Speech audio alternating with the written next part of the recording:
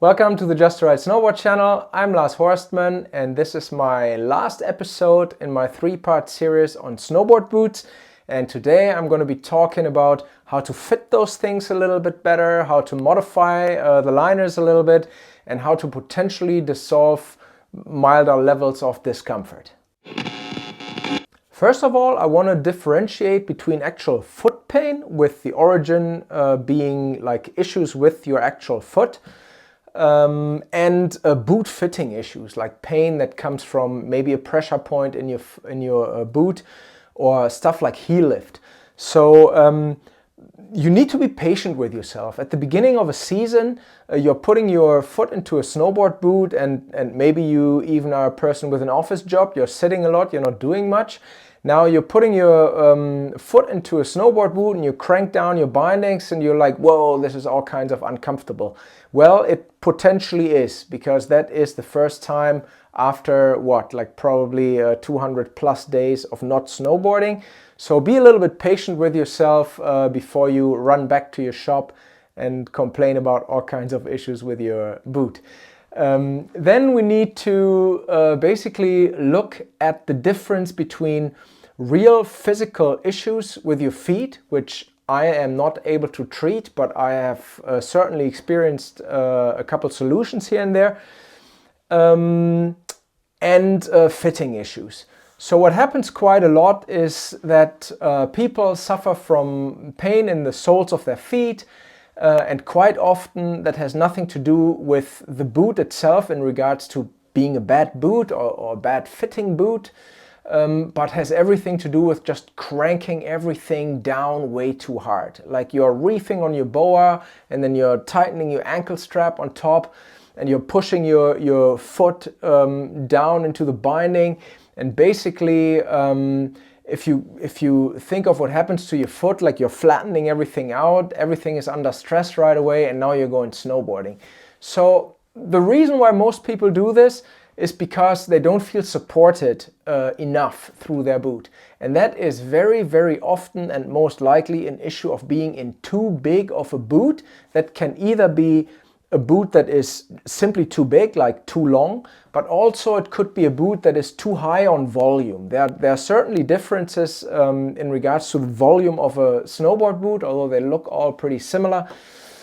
So you always need to make sure that you're in the right size boot, and I made an entire episode about that subject, so I'm not going to talk about this here today.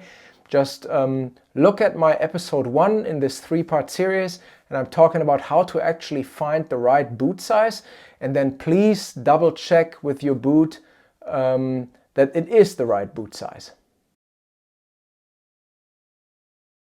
With snowboard boots, there are different limitations than with ski boots. We cannot really modify our shell. A ski boot, the plastic, you can simply heat up and punch out, or even grind down on the inside and make some space for bunions and such. You can't really do that with a snowboard boot, but you can definitely make changes to the liner of a snowboard boot with similar but limited effect. The most common physical issue with feet has something to do with arches. And what I'm talking about here is the people that are suffering from excruciating pain in the soles of their feet, or cramping feet, or like throbbing pain all over, very most likely have some form of an issue with their arches. And why that comes to light in snowboarding is because of the pressure your ankle strap causes onto the foot. So basically, if you have flat arches, your foot is already collapsed, your muscles are already somewhat fatigued and nothing's really optimal, and now you're pushing down on that with that boa dial and then with your ankle strap, maybe because your boot is too big and you don't feel supported. However, it all contributes to this foot basically malfunctioning, right?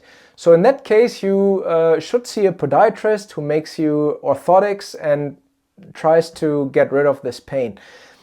Similar thing can happen to people with really high arches and then riding with a stock footbed, like from any kind of snowboard boot. Mostly they are pretty flat, or rather soft rather than supportive, and that high arch isn't supported. Now everything you put on top of that, the ankle strap and such, pushes down this foot, right? Like it makes it flat. So it puts a lot of stress on your foot.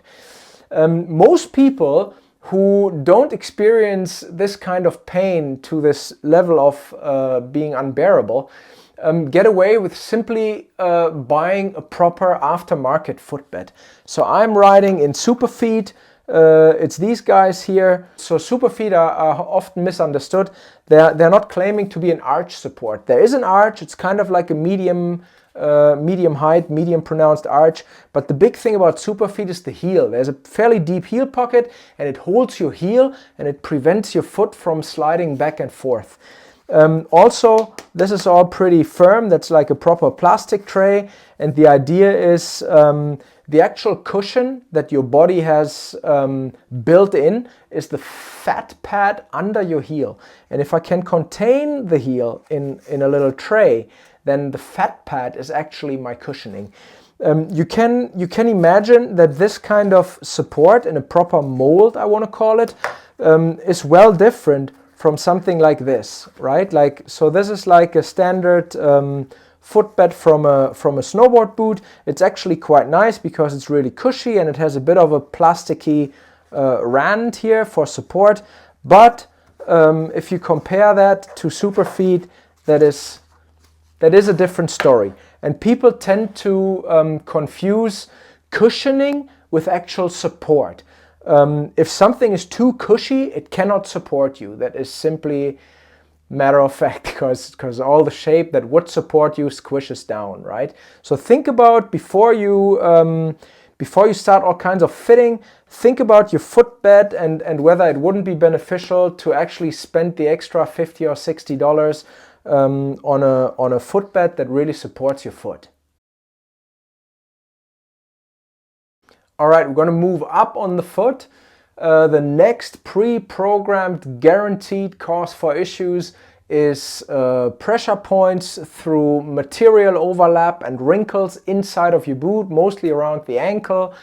That comes from having your long johns, your thermal pants, tucked all the way into your boot. So I personally don't even understand why manufacturers still offer full-length thermal underwear.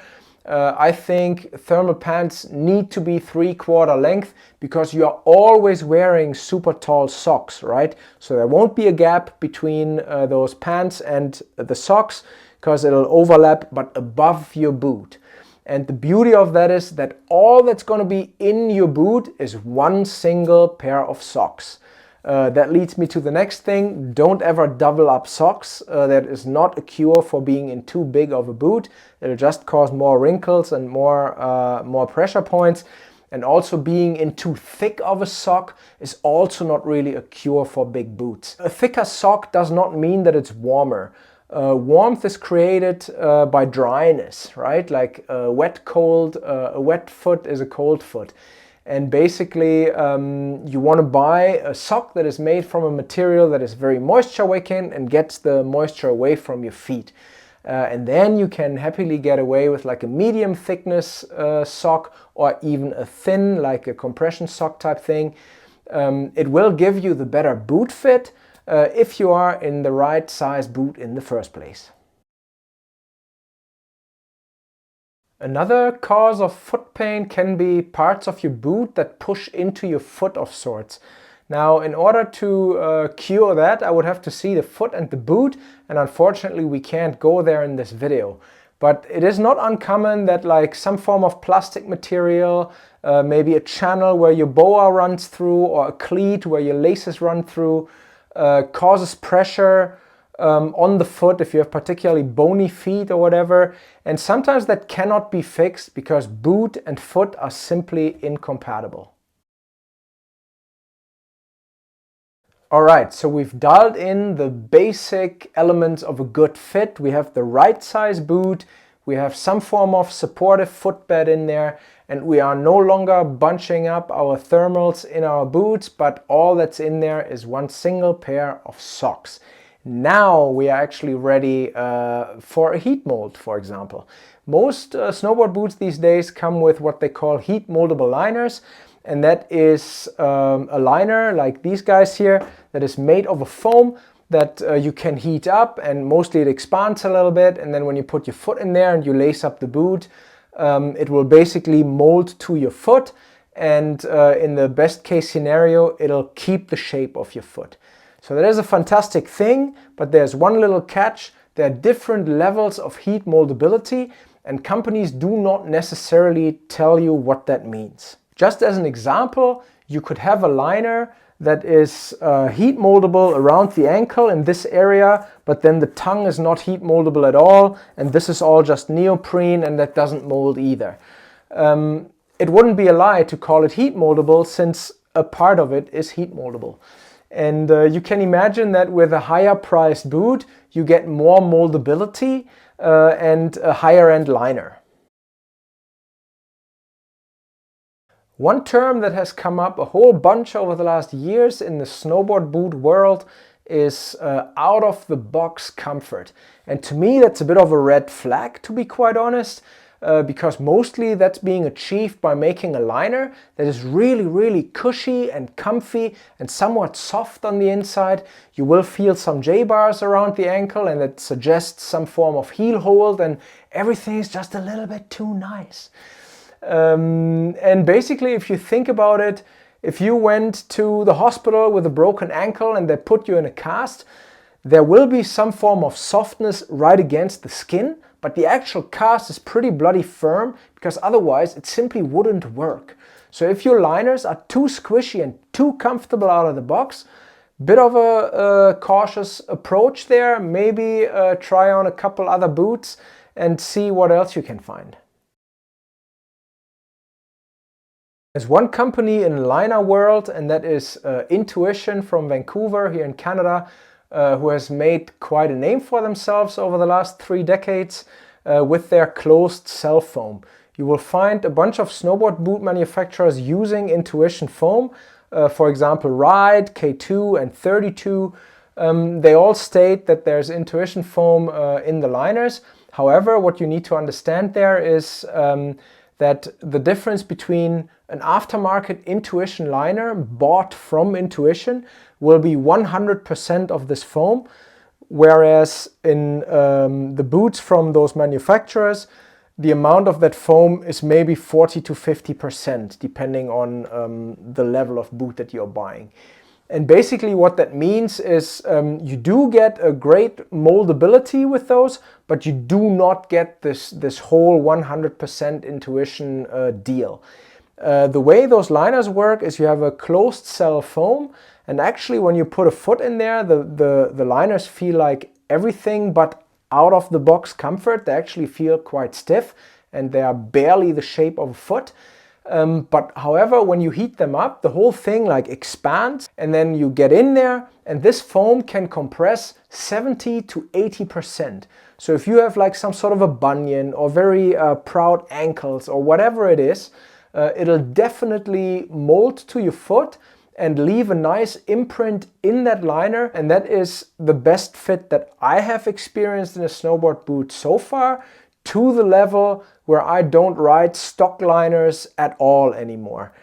I'm going to show you my old Intuition liners. These guys here have 230 days on them. They've outlasted 2 pairs of boots already. They are modified. I put a bunch of stuff on there. I'll talk about this later. For me, the level of customizability and the comfort that I get out of it, I can't really get that with anything but an aftermarket Intuition liner. And if you do ride, I want to say maybe 30 plus days per season, I'd say it's already worth it spending the extra money and going down that route. Make sure you get somebody to properly measure your foot and your boot, or watch my 2 other videos. I'm talking about shell fit and all these things, and how you can manipulate the fit of your boot with an aftermarket Intuition liner, because you can buy those things in different volumes, like wall thicknesses. So that's quite important to get that right. And the other options you have is high density, where the entire liner is the same kind of closed cell foam, or you have a dual density, where you have a slightly softer foam right against your skin. That is what I prefer. I don't like the super stiff foam all the way through. So basically high density, dual density, and then also tongue liner versus wrap liner. A wrap liner, I don't have one here unfortunately, is a liner that doesn't have this tongue in the center, but actually it's the two outside pieces are really large and fully wrap around your shin. There's advantages and disadvantages to that, and it's pretty much preference, but those are your options. So you can really dial in the kind of feel that you want in your snowboard boot. All right, we're gonna heat mold my own snowboard boots here today. I have new liners and I'm putting them into my Ride Insano. That's my boot. I am opting for the Intuition tongue liner with a dual density in a 9mm low volume thickness. I don't need the lacing of the liner. I'm going to remove this here before I put it into the boot, because the boot itself has that ankle harness that will lace the liners. So I'm going to prep this and put these on the stack, and then we go from there. 8 minutes, full throttle. Here we go, see you later. Intuition can be molded with these fancy little stockings.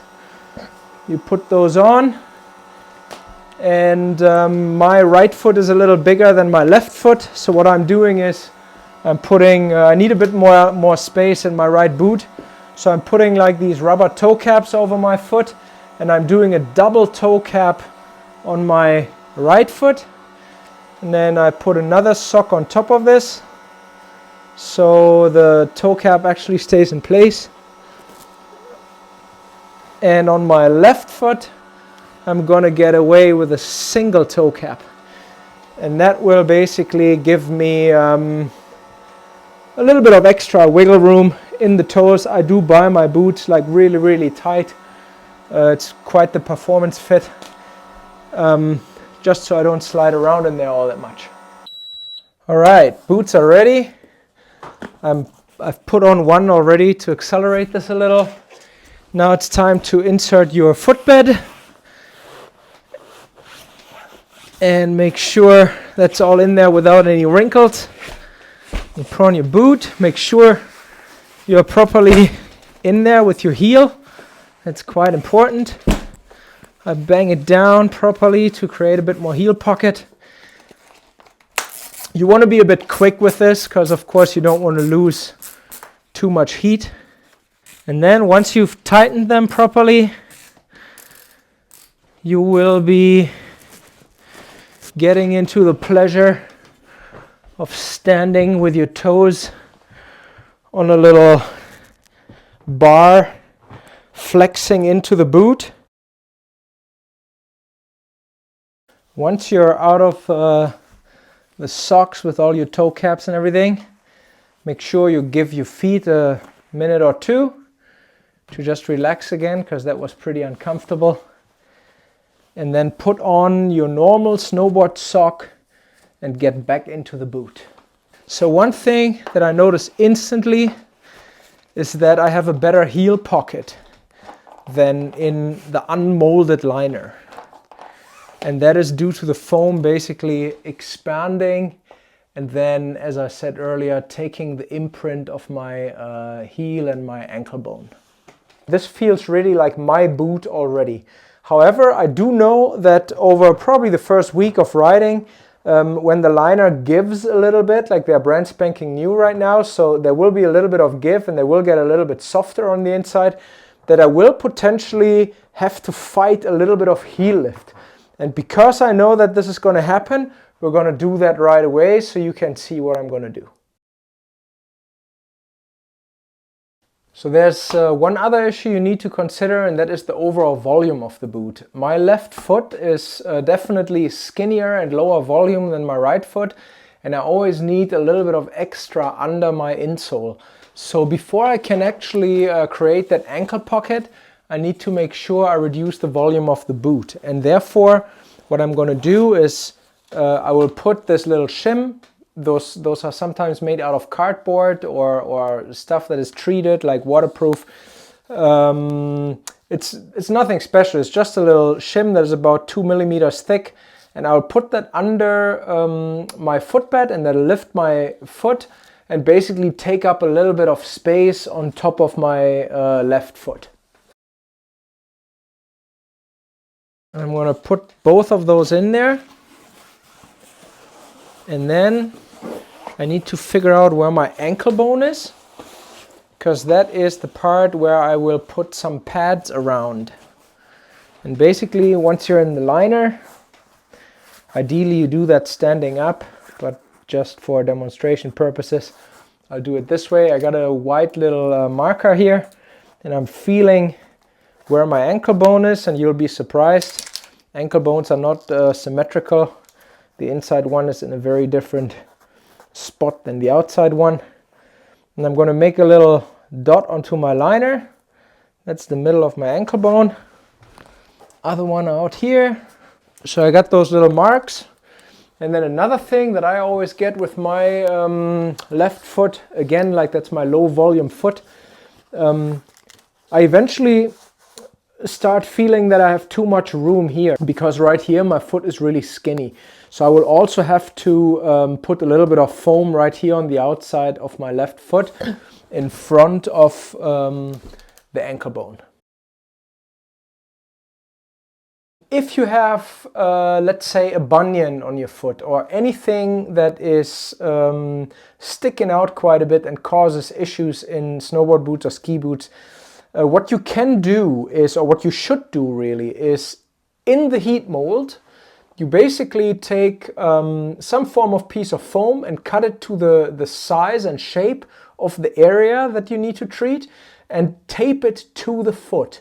And then in the heat mold, this piece of foam taped to your bunion, let's say, will help punching out the boot right in that area. Obviously, for the 10 minutes you're in that boot, that's going to be rather painful. But that is the best cure in regards to snowboard boot liners, since we cannot punch out the shell of the boot. Alright, so I got my liners here, and as you see, I got like a white dot on the outside and one on the inside. And now I need to make a bit of a heel pocket, and that I can do with self-adhesive foam, and that comes in all kinds of shapes and sizes. For example, there are these little L pads. They are self-adhesive, there's a backing on there. It's a high density foam. They come in different thicknesses, and you would basically just place them roughly here, so you get that heel shape down here. And basically that'll just squish the liner in right in this area, and on the inside create a bit of a tighter fit. You can also go, that was an L pad, and then you can also go with a C pad. That is what I'm going to be using, because I do like that extra support also above my ankle bone. That kind of makes more sense to me. And then what you can also do, if you really have to take up a lot of room, there are those butterflies here. They will basically wrap around like so, and then you make sure that your ankle bone dot is right in there. And sometimes, depending on your foot, that doesn't quite line up with your ankle bones. And what you can do in that case is simply cut this thing. There's no limit to creativity when it comes to fitting boots. This is all like special stuff, as in pre-shaped self-adhesive foam that you can buy from boot fitting suppliers, or maybe in your local board shop if they are really well organized. But otherwise you can use any kind of foam mat from whatever, some arts and crafts store, and then you take what's it called, contact cement, and glue it on. But what I would suggest is first you do it with duct tape, like just put the piece on there, put duct tape over it, and figure out whether it's a good spot. And then later on you can still use contact cement. So I'm just going to go ahead and put my C pads around here, and then we go from there. All right, so here we are. That's my liner so far for the right foot. I'll do the same on the left. All right, so that's that. And then I said I need to apply something in this area, and that is a little bit specific to my own foot. And that's also one part where I just need to get creative. I'm never really sure what I'm going to do there. So I just custom fit a little piece right here. Doesn't look pretty with all the white lines on there. But yeah, that's how it came out. And basically it's foam surrounding my ankle bone. And it's going to take up a little bit of room right here on top of my ankle where I usually have a bit of a space issue. I think that'll be great. And this is an example of how to deal with heel lift or a general like volume issue in a boot. What I had to learn over the years is that there is no boot on any given shelf out there that just fits me perfectly right out of the box. So being able to actually help yourself, because boots are really the most important part of your gear, is quite crucial. And foam is a very easy method to get it done. And obviously my recommendation is getting some properly heat moldable liners. Of course, that isn't worth it if you're only riding like 5 days a year. But if you are a resort rider, like you are living in a resort or whatever, or close, and you get to ride 30, 40, 50 days a year, it's so worth it to go down the route of a properly customizable heat moldable liner. All right, that's it from me today, and I hope that will help you to rethink your boot fit. I can't emphasize enough how important it is to actually be in the right size of a boot. Therefore, check out my video on Find the Right Boot Size. That is really the key starting point. And all else, hopefully you can find a snowboard shop that can help you with these issues, or hopefully some of my tips here will help you figure it out. Otherwise, take care, see you out there. Don't forget to subscribe to my channel and get those notifications to see whatever else is dropping here next. Bye-bye.